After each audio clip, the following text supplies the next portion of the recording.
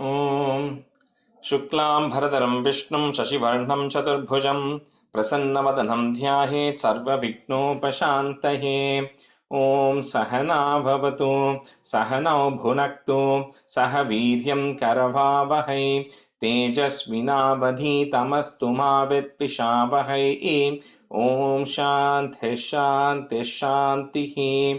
अगजानन पद्मार्कं गजाननमहर्निशम् अनेकदन्तं भक्तानाम् एकदन्तमुपास्महे। श्रीमहागणपतये नमः।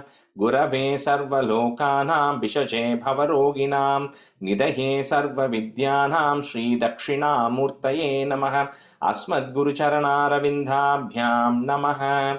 वसुदेवसुतं देवं कंसचाणूरमर्दनं देवकी परमानन्दं कृष्णं वन्दे जगद्गुरुं।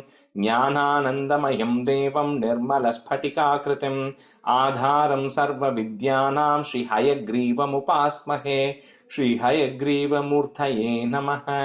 सरस्वती नमस्तुभ्यं वरदे कामरूपिणि विद्यारम्भं करिष्यामि सिद्धिर्भवतु मे सदा। श्रीमहासरस्वत्यै नमः।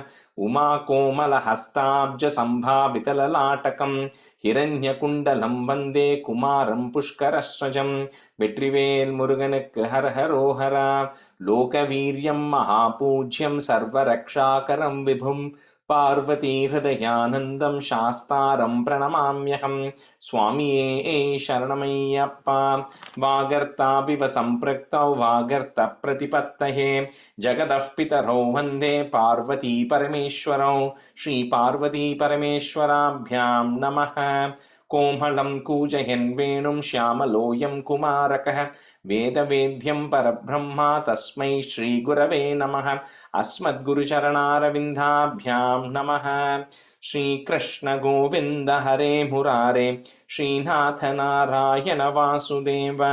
श्रीकृष्ण गोविन्द हरे मुरारे श्रीनाथ नारायण वासुदेव। श्रीकृष्ण गोविन्द हरे मुरारे श्रीनाथ नारायण वासुदेव।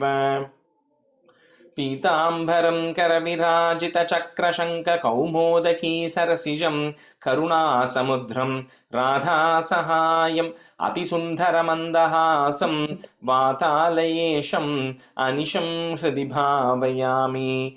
कृष्णो रक्षतु मां चराचरगुरुः कृष्णं नमस्ये सदा। कृष्णेनैव सुरक्षितोऽहमसकृत् कृष्णाय दत्तं मनः। कृष्णादेव समुद्भवो मम विभो कृष्णस्य दासोऽस्म्यहं। कृष्णे भक्तिरचञ्चलास्तु भगवन् हे कृष्ण तुभ्यं नमः। श्रीगुरुवायूरप्पा शरणं।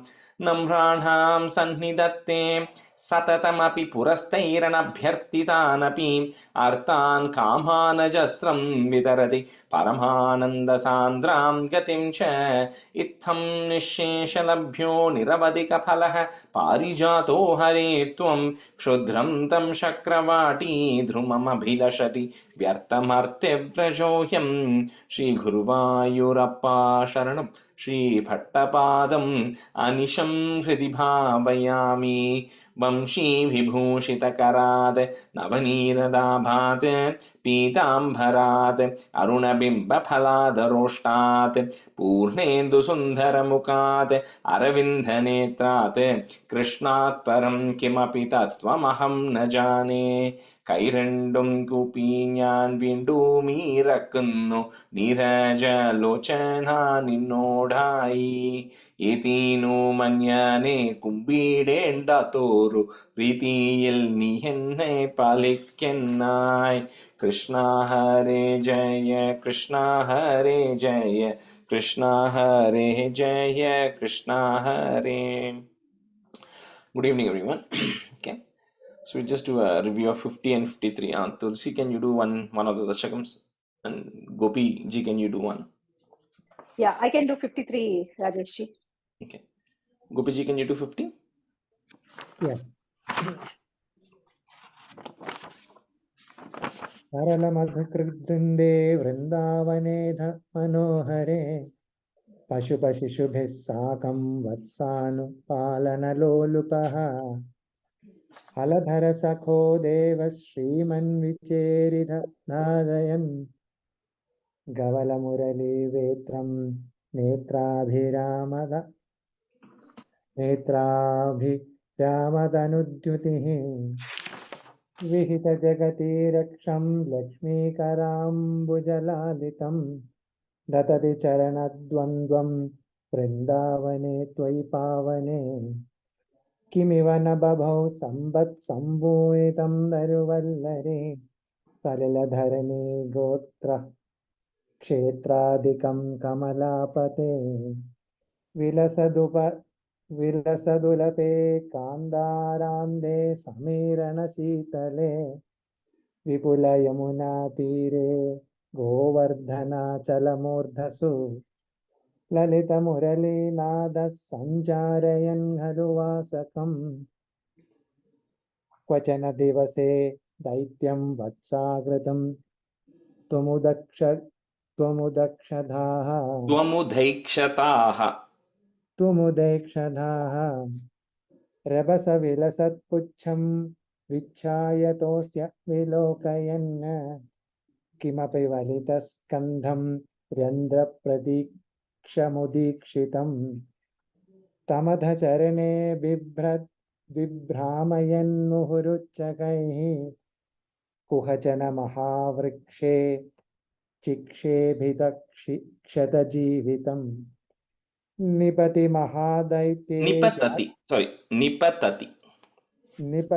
महादैत्ये जात्या दुरात्मनि तत्क्षणम् निपत जनवक्षुण्ण क्षोणीरुह क्षतकानने दिवि परिमिलदृन्दा वृन्दारकः कुसुमोत्करैः शिरसि भवतो हर्षात् वर्षन्ति नाम तदा हरे सुरभिलतमा मूर्ध्यन्नूर्ध्वं कुतुः कुसुमावले निपतितवेत्युक्तो बालैः सहेलमुदैरयः झटिति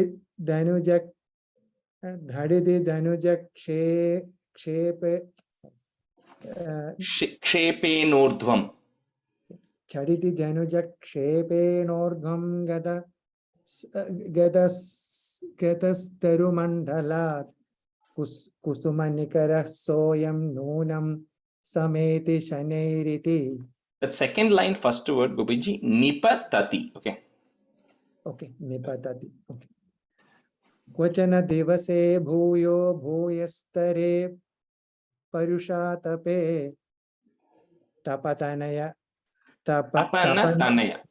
तपनतनयापथः पातुं गता भवदादयः चलितगरुतं प्रेक्षामासुर्बकं खलु विस्मृतं क्षितिधर गुरुच्छेदे कैलास शैलमिपावरम्.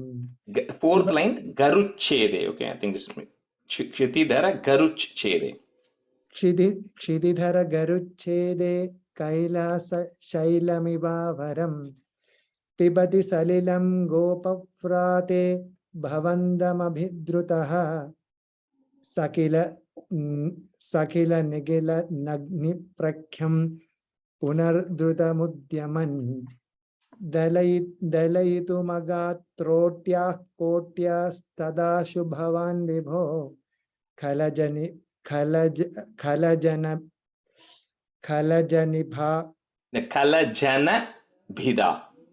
खलजनभिदा चुञ्जुश्चञ्जु प्रगृह्य ददारतं सपदि सहजां सान्द्रष्टुं वामृतं खलु पूतनाम् अनुजमघमप्यग्रे गत्वा प्रतीक्षितुमेव वा शमननिलयं याते तस्मिन् भगे सुमनोगणे किरति सुमनो वृन्दं वृन्दावनात् गृहमय्यथः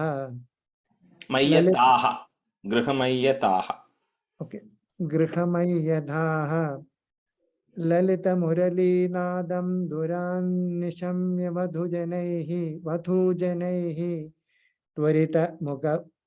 त्वरितमुपगम्यारात् आरूढ मोदमुदीक्षितः जनितजननी नन्दानन्दः समीरणमन्दिर प्रथितवसते शौरे दूरी कुरुष्व ममामयन् Mayan. ममामयान्. Very good. Krishna Parabrahmane Namah. Rajeshri, can you give me the tune? Yeah. Sure. अतीत्य बाल्यं जगतां पते त्वम् उपेत्य पौगण्डवयो मनोज्ञम्. Sure. Dasakam 53, Sriman Narayaneeyam Tripanchasham Dasakam Dhenukasura Vadha Varnanam. Atitya Balyam Jagatam Pate Tvam Upetya Paugandavayo Manognyam Upeksha Vatsavana Mutsavena Pravarthata Goganapalanayam Upakramasyanugunaiva Seyam Marutpuradhisha Tava Pravrittihi Gotra Paritrana Kruteva Tirnaha Tadeva Devarabhada Thastadayat Kadapi Ramena Samam Vanante Vanashriyam Vikshacharan Sukhena Shridhamannamna Swasakasya Vacha Modadaka Dhenuka Kananam Tvam Uttala Talina Vivahe Twadutya Balena Dhuteta Balena Dodbhyam Mrudukharashchapyapatat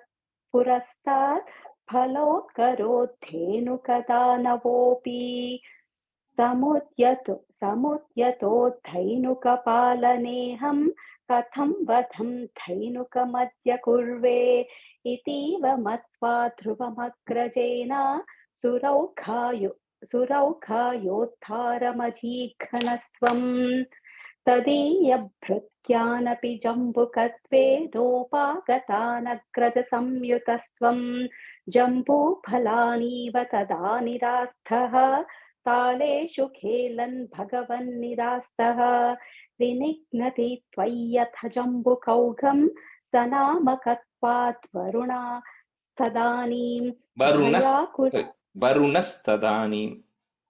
Varunastadanim Bhayakulo Jambukanamaddheyam Shruti Prasiddham Vyathitheti Manye Tavavatarasya Phalam Murare Sanjata Madhyeti Surairnutastvam Satyam Phalam Jatamiheti Hasi Balai Samam Tala Phalanyaptaha Madhu Dravasrunti Bruhanti Tani Phalani Medo Bharabhrunti Bhuktva Truptaischa Druptair Bhavanam Palaugam Vahathiraga Khalubala Hato Dhenuka Ityupetya Phalanya Tadirbhar Madhurani Lokaihi Jayeti Jiveti Nuto Vibhotvam Marutpuradhishwara Pahi Rogat.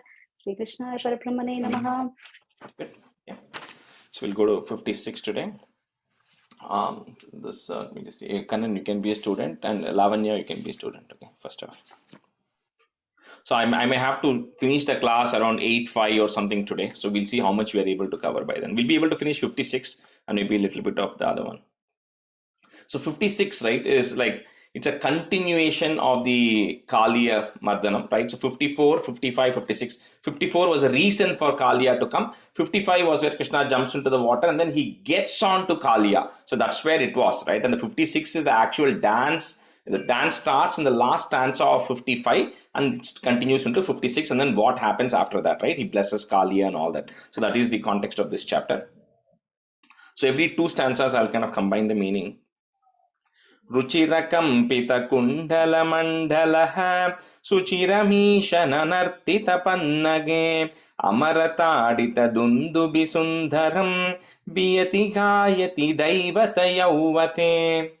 So रुचिरकम्पितकुण्डलमण्डलः, सुचिरम् ईश ननर्तितपन्नगे अमरताडित Dundubi Sundaram, comma, Biyati Gayati Daivata Yauvate. रुचिरकम्पितकुण्डलमण्डलः सुचिरमीशननर्थितपन्नगे अमरताडितदुन्दुभिसुन्दरं बियति गायति दैवतयौवते.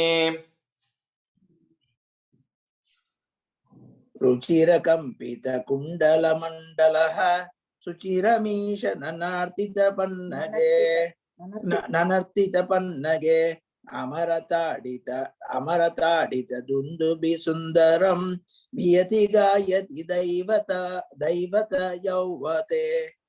रुचिरकम्पितकुण्डलमण्डलः सुचिरमीशननर्तितपन्नगे अमरताडित दुन्दुभिसुन्दरं बियति गायति दैवत यौवते. रुचिरकम्पितकुण्डलमण्डलः सुचिरमीशननर्तितपन्नगे अमरताडितदुन्दुभिसुन्दरं वियति गायति दैवतयौवते. रुचिरकम्पितकुण्डलमण्डलः सुचिरमीशननर्तितपन्नगे अमरताडितदुन्दुभिसुन्दरं वियति गायति दैवतयौवते. नमति यद्यदमुष्य शिरोहरे परिविहाय तदुन्नतमुन्नतं परिमथन् पदपङ्करुहाचिरं व्यहरताः करतालमनोहरम्. So like we said, so Krishna now when he gets on to Kaliya and then he begins to now dance on top of Kaliya. So because like they say in olden days, even when the serpent which was guiding Vasudeva when he was taking Krishna and going, it said it had some kind of a gem in its head which was showing the light. So that's what they say, all the snakes used to have something on their head. So similarly, Krishna was stamping on that, right? And then his feet was getting reddened because he was now stamping on the head of Kaliya, right? And then he was beginning to dance. So seeing Krishna dance. So he says, Ruchira Kampita Kundala, the earrings of Krishna. So when he was dancing, the earrings were now beginning to dance to the tune of his feet also. So looking at this, all the other Gandharvas and everybody, all the other gods thought it's a great opportunity for me to see Krishna dance, right? Because the gods generally, Shiva dances, but you've never seen Krishna dance, right? So they all also started to assemble there, and then they were also enjoying Krishna now dancing on top of Kaliya's head. So with this way, Krishna now, he was now, he was clapping, he was dancing, and then he was moving his feet. And the way he was doing it was because Kaliya had many heads. And one of the primary reasons for this was to remove his pride, right? And like say, in the even Tamil they say Manda Garbham, they say, like you're heavy on your head, right? So that means you're lifting up and looking. So every time Kaliya used to raise one of his hoods, so Krishna used to put his feet on that hood. So that way that hood used to surrender down. So that way he was beginning to now jump between one foot to another foot, another hood of Kaliya, and then Krishna was now dancing to that tune. So Namati Yadyad Amushya, if you want to break it, Yadyad Amushya Shiro Hare, comma, Parivihaya Tadunnatam Unnatam. If you want to break it, that ma. Parimathan Pada Pankaruha Chiram, comma, Vyaharataha, put a ich sound, Vyaharatah Karatala Manoharam. Namati Yadyadamushya Shiro Hare Parivihaya Tadunnatam Parimathan Padapankaruha Chiram Vyaharatah Karatala Manoharam. Namati yadamushya shiro hare parivihaya tadunata. It's in and a na. Tadunata munnatam. Namati yadamushya shiro hare parivihaya tadunata munnatam. Parimatan padapankaruha chiram vyaharatah karatala manoharam. Namati yadamushya shiro hare parivihaya tadunnatam munnatam.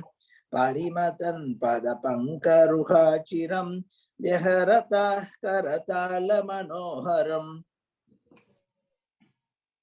नमति यद अमुष्य शिरोहरे परिविहाय तदुन्नतम् उन्नतम् परिमथन् पदपङ्करुहाचिरं व्यहरताः करतालमनोहरम्. Lavanya, in the first line, yed, dya sound, dhy, dya, yed, yet.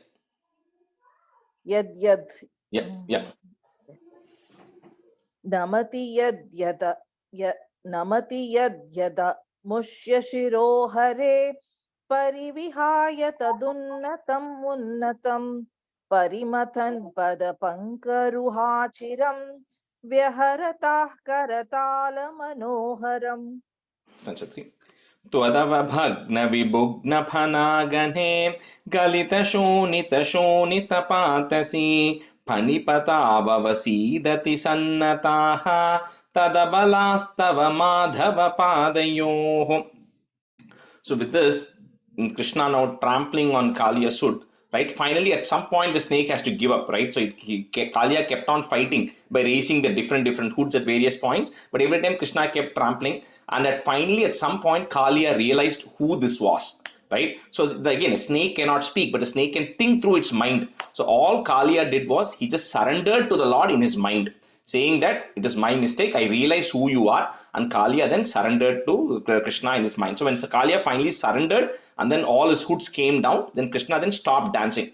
So at this time, the Kaliya's, the serpents have many wives, other female serpents. So they all who were there witnessing all this, so they realized how Kaliya, who was such a powerful serpent, had finally completely given up and he had no hopes of surviving. He was almost on that borderline case. He was about to die. So at that time, they all came to Krishna and then they prostrated to Krishna, or they surrendered to Krishna, right, at that point. So Twadava Bhagna Vibhugna Phanagane, Galita Shonita Patasi, shorty. Phanipata Vavasidati. So you can't break that. So say it together. Phanipata Vavasidati Sannataha. So that is, put a visarga in the comma there, remove it. Sannataha. Tadabalas Tava Madhava Padayoho. Twadava Bhagna Vibhugna Phanagane Galita Shonita Patasi फणिपताववसीदति सन्नताः तदबलास्तव माधवपादयोः. त्वदवभग्नविभुग्नपनागणे गलितशोणितशोणितपातसि फणिपतावसीदति सन्नताः तदबला तव माधवपादयोः. त्वदवभग्नविभुग्नपनागणे गलितशोणितशोणितपातसि फणिपतावसीदति सन्नताः तदबला तव माधवपादयोः.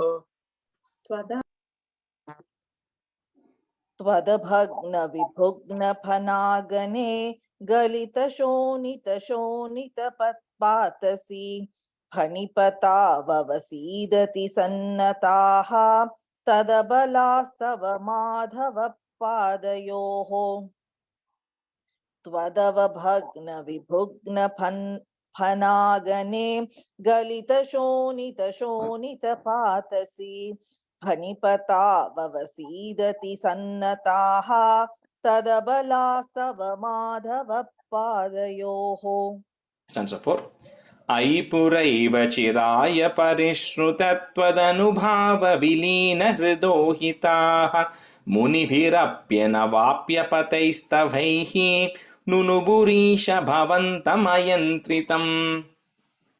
So this Bhagavatam explains very beautifully. So the wives of Kaliya come and then they surrender to Krishna and then they say, they communicate, right? They say that the punishment which you have offered to Kaliya is definitely the right punishment. So they are not questioning the punishment. They agree that what Kaliya has done is he's poisoned the waters. Lot of birds were dying, the trees were withering, and nobody could use the water. So the punishment you offer to Kaliya is must. After all, they say your purpose of incarnation is to get rid of all the cruelty that is actually happening and to establish righteousness. So from that perspective, you've done good. In fact, they say the greatness of the Lord is you treat your enemies and your kids in the punishment as equal. It doesn't matter whether you are a favorite person or not a favorite person. The punishment is always just, and so they kind of agree with Krishna what you have done, and they say actually what you have done is a mercy, right? And they say what blessing, what austerities has my husband done in his previous life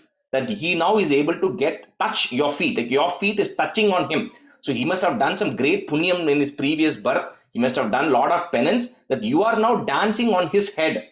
He says that is actually a blessing for him. And so, but they also say at the same time, he has now realized his mistake. So please let him go. Don't punish him anymore and kind of free him, right? So that's what they are kind of, they kind of give a big stuti. So here Bhattaripat says that the stuti, the way they praise is Nunu Purishi. Even the great rishis cannot sing your praise that well. That's how well Kaliya's wives now praised you by saying your greatness and what punyam their husband has done to be able to get this blessing. So Ai Puraiva Chiraya Parishruta Tvadanubhava Vilina Hrido Hitaha. So those two lines are together, the first and second. Munibhir Apyana Vapya. If you want to break it, Munibhir Apyana Vapya Pataihi, put is Patais, Stavaihi, put a visarga and comma, Stavaihi. So that ir then goes away. Next line. Nunuvurisha Bhavantam Ayantritam. So these are two examples, right? One is the Gajendra Moksham Kaliya, where the animals give a beautiful stuti, right? And that is only possible because of course they are not going to sing like we do, right? They communicate in some other frequency, but they are visualizing in their mind or however they are communicating, but they do a great stuti to the Lord of how blessed they are, right? Or to come and help in each case.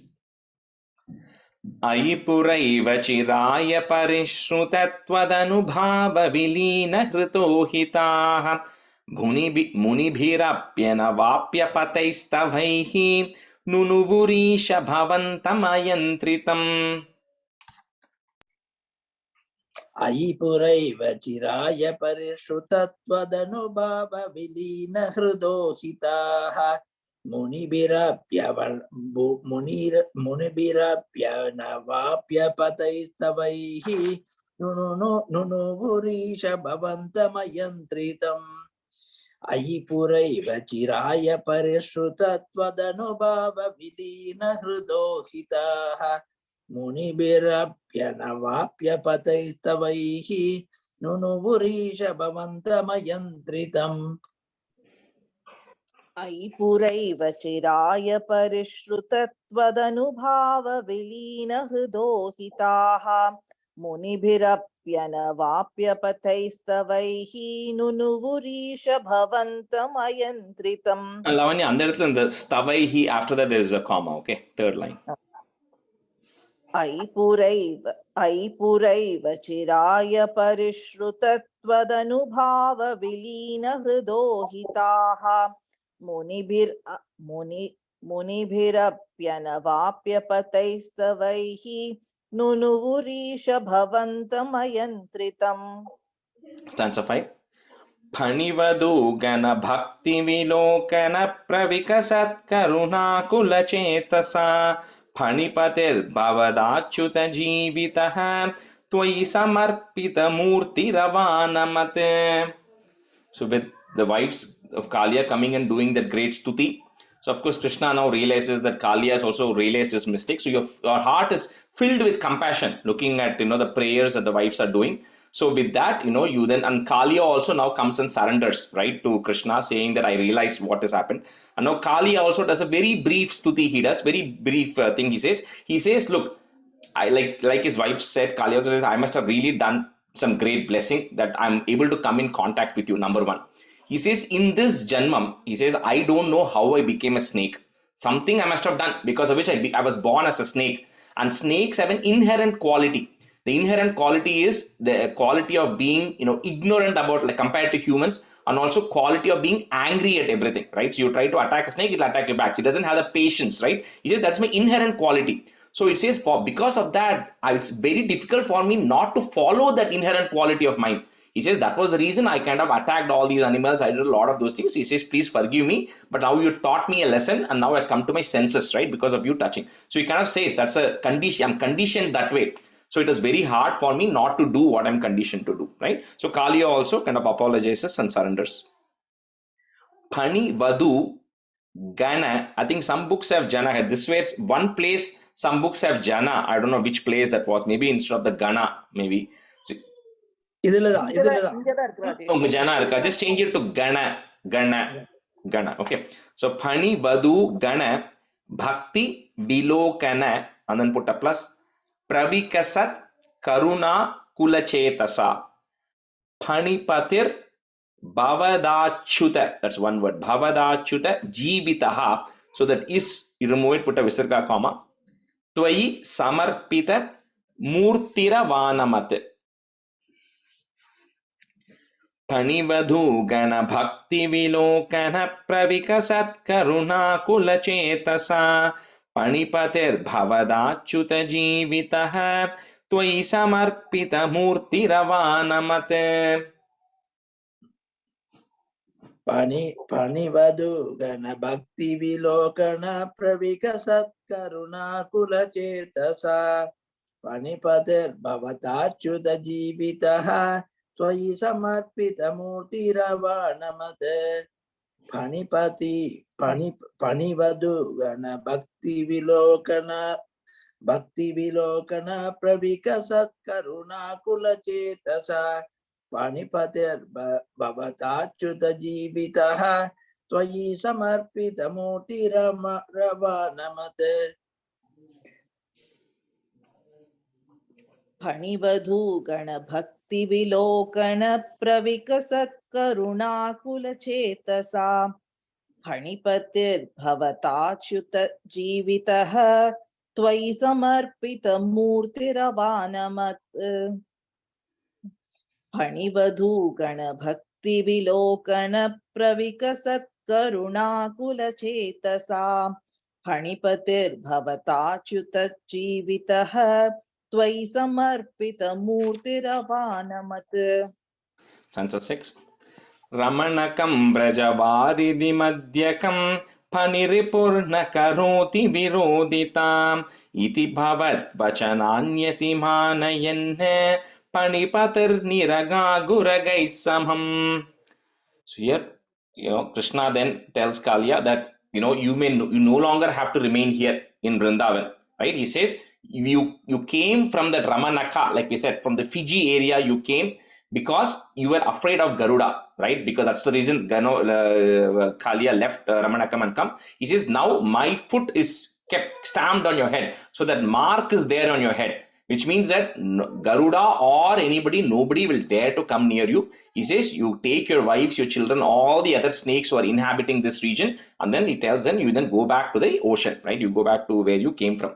And at this point in Bhagavatam, there's a very small stanza, right? I'll just say that, and then I'll tell you the meaning of it. She says, Ya etat smaren martyaha tubhyam madanushasanam kirtayan nubayo sandyoho na yushmat bhayam apnuyat. So Krishna says, whoever mortals who are remembering this story of how I danced on you and then how I told you to leave the place and go to Ramanakam, who do it at the Sandhya, at the morning and sunrise and sunset, will not have any fear of snakes. So if any of you are like me and you have a lot of fear of snakes, then then this is, you just think of, anytime you think of it, just think of Krishna dancing on Kalia and just remember the command that Krishna gave and just think about it. Krishna says, you'll not be worried about snakes. You'll get the fear of snakes, will go away, right? That's why I kind of chanted that thing. So instead of me just telling you, I wanted to say the stanza that Krishna said in Bhagavata, where Krishna is telling Kalia, right? So that's why. So where did we leave? Yeah.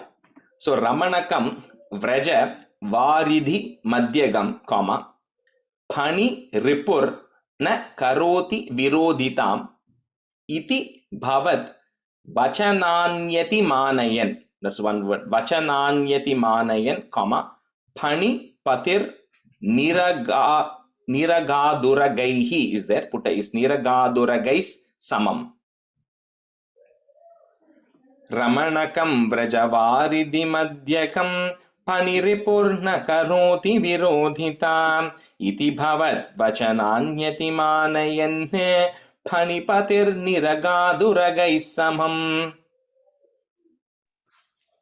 रमणकं व्रजवारिधिमध्यगं फणिर्पुर्न करोति विरोधिताम् इति भवद्वचनान्यतिमानयन् फणिपतिर्निरगादुरगैः समम् रमणकं व्रजवारिधिमध्यगं फणिर्पुर्न करोति विरोधिताम् इति भवद्वचनान्यतिमानयन् फणिपतिर्निरगादुरगैः समम्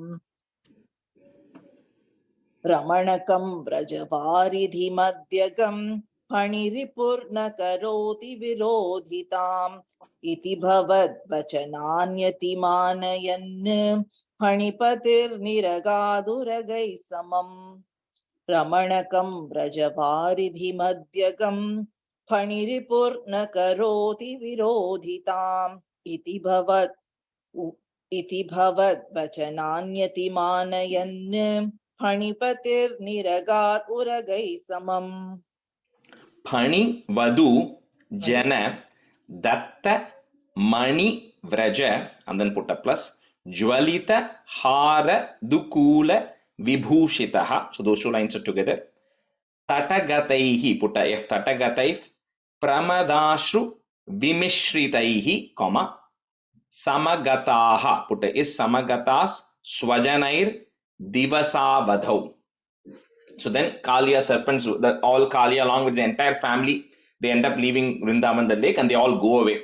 So now, all the other Gopas, the Nanda Gopa, then Yashoda, and all the other Gopikas who were there, some of them who had fainted, because they were seeing Krishna, their, small boy, 6-year-old boy dancing on a snake, so they all had fainted, they all regained consciousness, and then Krishna then comes out of the water, and then they are all extremely happy, they're having tears of joy, and they are all going and telling Nanda Gopa, you're so blessed, like this is all which they always say, you're so blessed that the Almighty has saved your son, from the snake this time, right? So they all are very happy that Krishna has come out. Phanivadu janadatta vraja jwalitahara dukula vibhushitaha tatagataih pramadashru vimishritaihi samagata swajanair divasavadhau.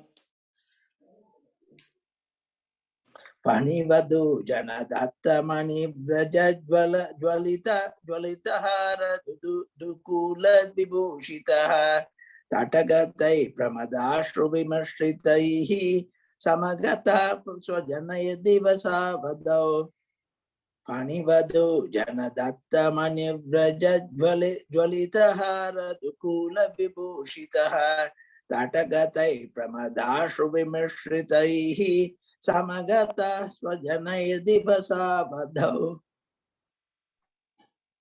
फणिवधू जनदत्तमणिव्रजज्वलितहारदुकूलविभूषिताः ततगतैः प्रमदाश्रुविमिश्रितैः समगता स्वजनैर्दिवसावधौ.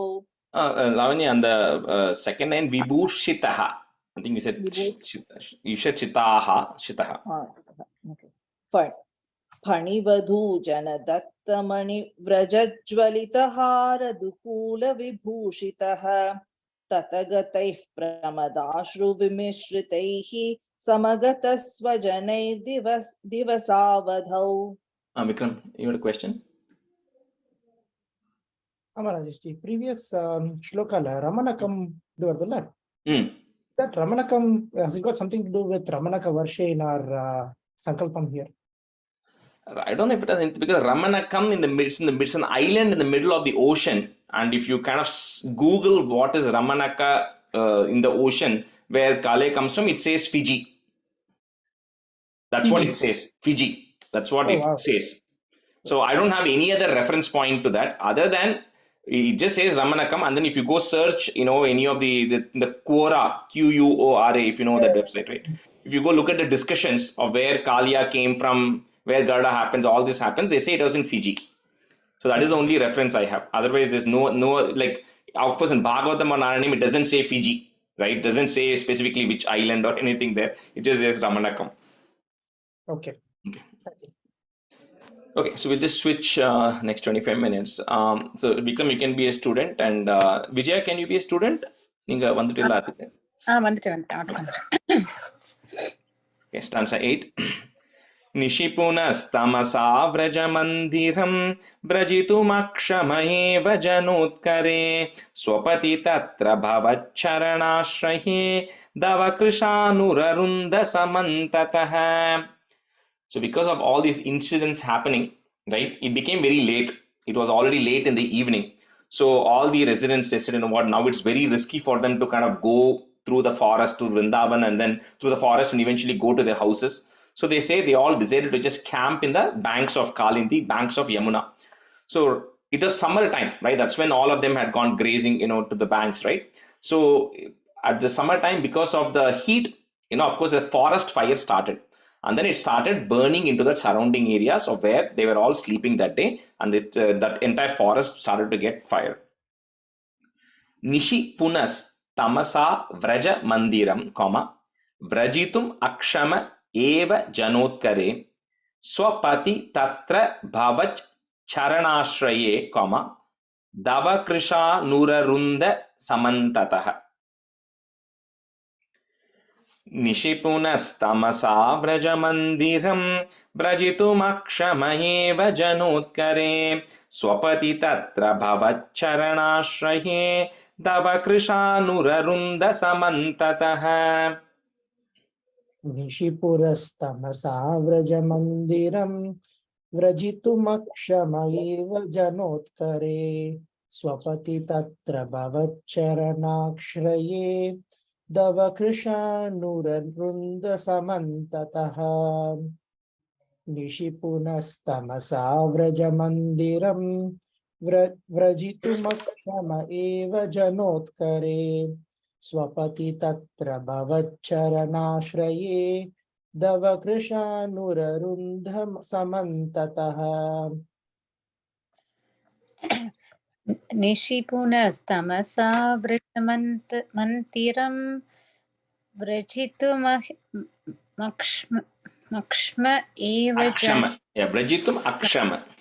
व्रजितुमक्षम एव जनोत्करे स्वपति तत्र भवच्चरणाश्रये तव कृशानुररुन्धसमन्ततः. निशिपुनस्तमसा व्रजमन्दिरं व्रजितुमक्षम एव जनोत्करे स्वपति तत्र भवेच्चरणाश्रये तव कृशानुररुन्धसमन्ततः. And the second line, Vrajitum, you are put that ksha, you are putting it as a half ksha. That's why it's not landing. It's a full ksha. Vrajitum akshama. Akshama. Yeah. Okay. Vrajit akshama. Okay. Stanza 9. प्रबुदितानत पालय पालयेति उदयदार्तरवान् पशुपालकान् अवितुमाशु पपात महानलं किमिह चित्रमयं खलु ते मुखम्. So when the residents, the folks who were there, because they were woken up because of the forest fire that was coming at night. So of course, what do when a fire comes? You scream. So that's what they also do. So they call out to Hari and say, Hari, please help us. We are stuck. They don't know how to escape out. And they all start calling. So at that time, Krishna, you are always there. And your goal always is to take care of the Gopas and the Gopikas. So naturally, what you do is you end up drinking that fire, he says. So you consume all the fire and the fire goes. And Bhattaripat says, what is Chitramayam? What is so great in this? That you drinking fire, he says, is not great. Because the reason he's saying that is, if you remember Vishnu Sahasranamam Dhyana Slokam, where it says, Bhuvpadau yasya nabir veda suranilas chandra suryau cha netre karnavasha shirodhyaur mukamapi dahano yasya vasteyam abdihi. He says, your mouth is the fire.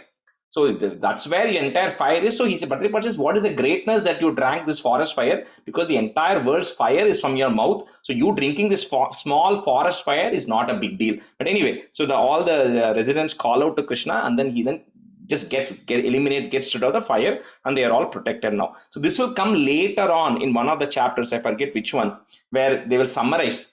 This is how you got rid of Agni. You got control over Agni. When Agni came, you got, then later on, one more incident is going to happen where he's going to go to Varuna Loka. Indra, of course, we are going to see the Govardhana mountain that's going to come. Brahma, which we already saw. So in one of the chapters, I forget which one, it will kind of recount all these things. How all the other demigods and gods, who tried to question you or who tried to challenge you when you were there in this avataram, you then gave to complete control over them. So Prabudhi Tanata Palaya Palayeti short T. So that Q you have it and a U, remove that, make it Palayeti short T, comma. Next word starts with the U. Udayadar Taravan Pashupalakan Avitumashu Papatha Mahanalam, comma, Kimiha Chitramayam Khalu Te Mukham. Prabudita Palaya Palayeti Udayadar Pashupalakan Avitumashu Papatha Mahanalam Kimiha Chitramayam Khalu Te Mukham. प्रबुधितानत पालय पालयेति उदयदार्तरवान् पशुपालकान् अवितुमाशुपपाथ महानलं किमिह चित्रमयं खलु ते मुखम् प्रबुधितानथ पालय पालयेति उदयदार्तरवान् पशुपालकान् अवितुमासुपपाथ महानलं किमिह चित्रमयं खलु ते मुखम्.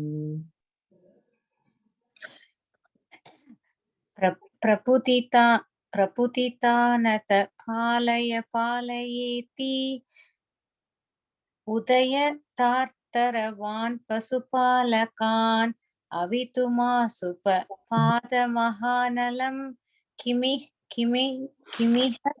चित्रमयं ते मुखम्. And the Vijaya, and the Pashu, and the Avitumashu, or Sha sound. Avitumashu. Avitumashu. Yeah. Avitumashupa Padamahanalam Kimiha Chitramayam Kalute Mukam Praputitanata Palaya Palayeti Udayatar Taravan Pasupalakan Avitumashupa Pada Mahanalam Kimiha Chitramayam Kalute Mukam. அதே மாதிரி இந்த second லைன்ல பசு பாலகான் ஷா sound. Okay, I think கேட்டது. Stanza 10. शिखिनि वर्णत एव हि पीतथा परिलसत्यधुना क्रिययाप्यसौ इति नुतः पशुपैर्मुदितैर्विभो हर हरे दुरितैः सह मे गदान्. So he says this pitata word it's an adjective for the fire which is a noun. It's the adjective, it is called pitata, which is to define the yellowness of the fire, because the fire is yellow in color. So the word pitata is coming. But he says, Krishna, because of you, that word pitata also became a verb which is to be drunk. Pitata is also to be drunk. He says that word pitata as a verb also now applied to the fire because you now drank the fire. So it now has a second meaning. So Bhattacharya is just saying that, he says, with that he says, oh Hari, the one who is, you are able to do all these things, but please eradicate all the ailments that I have, along with duritai, along with all the sins I have committed, because it's a Kaliya, right? Kaliya committed sins because of which he suffered. So please, in a similar way, eradicate all the sins also that I have committed. Shikhini varnata evahi pitata, parilasatyaduna kriyayapyasau, together, iti nutaha, put a f, nutaf, pashupair muditair vibho, hara hare duritaihi, put a is duritais, saha me gadan. Shikini varnata eva hi pitata parilasatyadhuna kriyayapyasau इति नुतः पशुपैर्मुदितैर्विभो हर हरे दुरितैः सह मे गदान्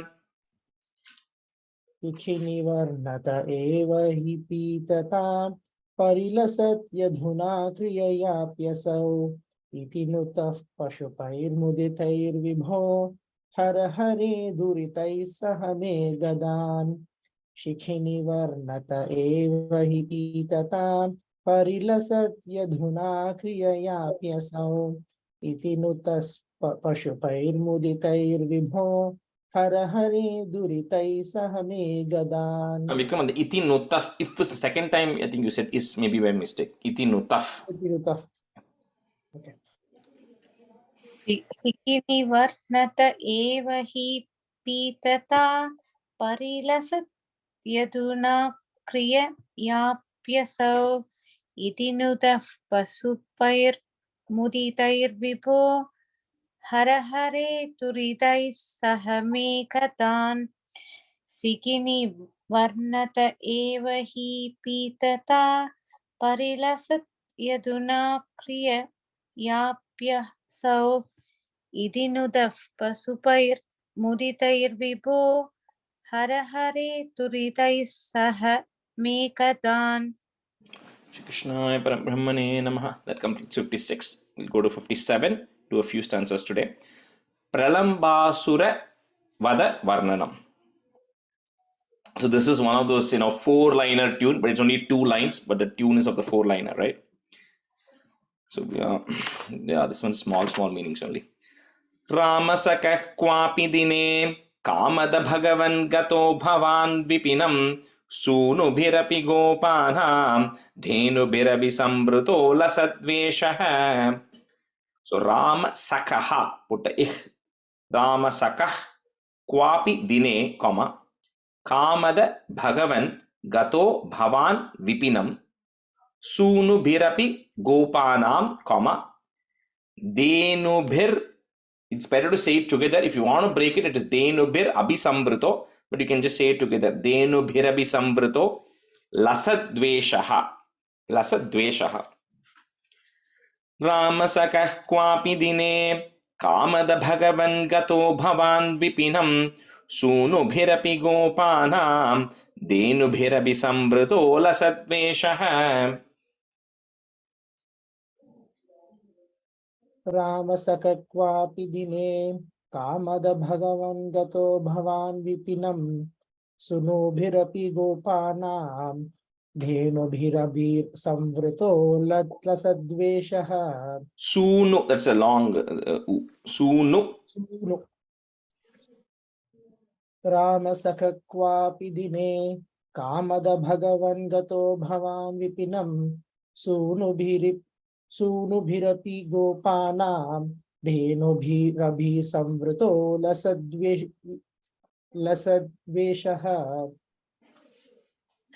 रामसकक्वापि दिने कामत भगवन् गतो भगवान् विपिनं सूनु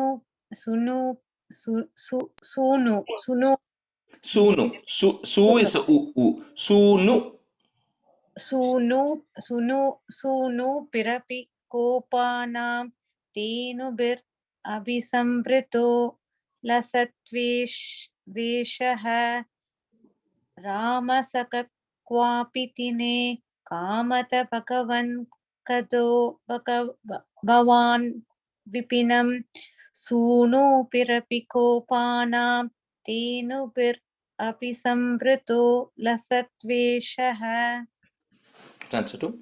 Sandarshayhan balaya swairam vrindavanashriyam vimalam kandirai sahabalaihi bhandirakamaagamo vatam kridan.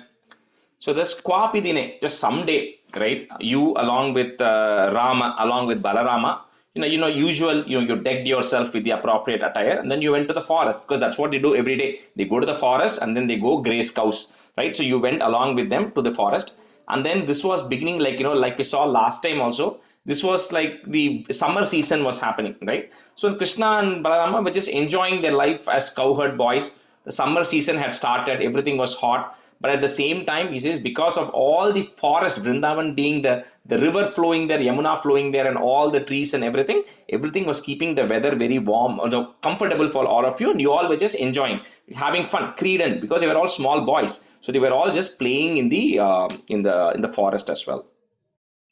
Sandarshayan Balaya Swairam, comma Vrindavana Shriyam Vimalam Kandiraihi, put a is Kandirais Saha Balaihi, put a Visarga, comma. Next word on top of Bhandi Rakam, there's a ir that goes away. Bhandi Rakam Agamo Batam Creedan. So then some of the boys, they say, let's go to this other place in Vrindavan, in the forest itself, which has got a big expansive tree. That is a Bandi Raka tree, because it's extremely long and with the long, branches and everything. So they end up going to that area. Sandharshayan Balaya Swairam Vrindavana Shriyam Vimalam Kandirai Sahabalaihi Bhandi Rakamagamo Vatam Creedan. Sandarshayan Balaya Swairam Vrindavana Shriyam Vimalam Kandirai Sahabalaihi Bhandi Rakamagamo Vatam Creedan. Sandarshayan Balaya Swairam Vrindavana Shriyam Vimalam Kandirai Sahabalaihi Bhandi Rakamagamo Vatam Creedan.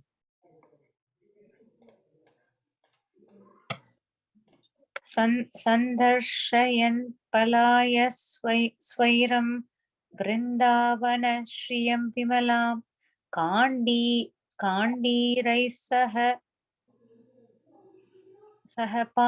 Palaihi Pandirakam Agamovadam Creedan. Agamo, Bhandirakam, Agamo. Agamovadam Creedan. Sandarshayan Palaya Swairam Vrindavana Shriyam Vimalam Kandi Raisaha Palaihi Pandirakam Agamovadam Creedan. Sanchatri. Tavakanidanaspृहयालुर् Gopamurtiradayaluhu Daityah Pralambanama Pralambabahum Bhavantamaapede. So when they were all playing with Rama, Krishna, and Balarama, Krishna, and all the cowherd boys were playing there. So one Asura comes whose name is Pralamba Asura. That's just Pralamba Asura. So that Pralamba also had Pralamba Bahum. He also had really long hands. And what this Pralamba desired was he had to somehow wanted to kidnap Krishna and Balarama, right? Essentially get rid of Krishna and Balarama. So he says the best way to do that, he thought, because the last time, if you remember, the Bakasura we saw in the form of a crane, and we saw the Vatsasura who came in the form of a calf, right? Merged with the rest of the calves or cows. So here he comes disguised as a Gopa boy, as one of the Gopa boys who happened to not come that day along to Krishna and Balarama. He comes in disguised in the form of that Gopa boy. So Tavat Tavaka Nidhana Sprihayalur, put a plus, Gopa Murtira Dayaluhu, Murtir Adayaluhu, but you can say it together, Murtira Dayaluhu, Daityaha, put a F, Daityaf, Pralamba Nama, comma, Pralamba Bahum, Bhavantamapede. Yes, Tulsi? So Rajeshji, this is all decided by Kamsa, and because during that time only, right, before the Kamsa's Vada, and he tries to send, and knowing Krishna is in that region, he doesn't know at this point. He doesn't know Krishna is the child of Vasudeva. He comes to know only later, right? Okay. So there are two types of asuras who are there. There are people like Putana and Trinavarta who come specifically looking for Krishna, sent by Kamsa. Okay, that is one set of asuras. Then there are these other people like some of this Pralambasura and few others who are like what the set of asuras who end up who are there in that area, right? Who Krishna as a part of this avataram is getting rid of them.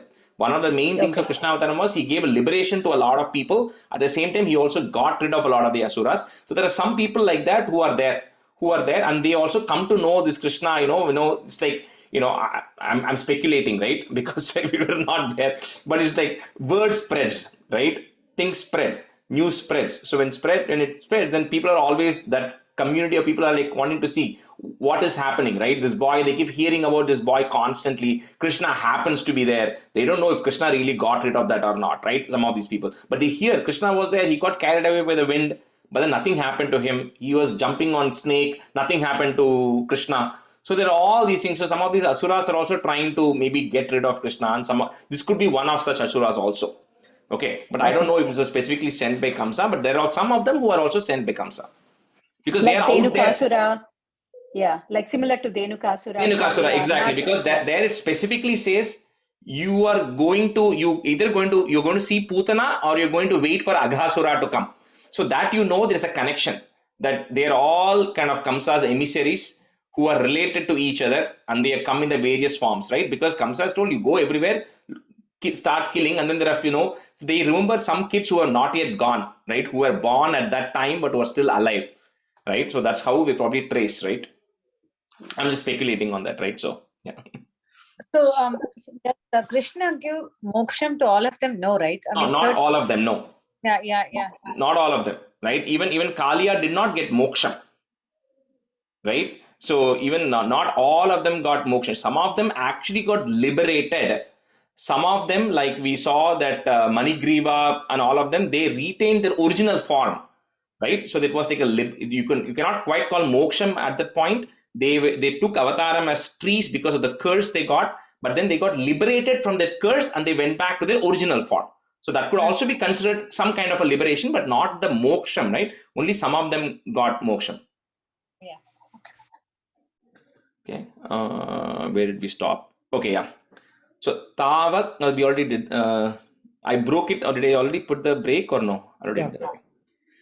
तावत् तावक निधन स्पृहयालुर्गोपमूर्तिरदयालुः दैत्यः प्रलम्ब नामा प्रलम्ब बाहुं भवन्तमापेदे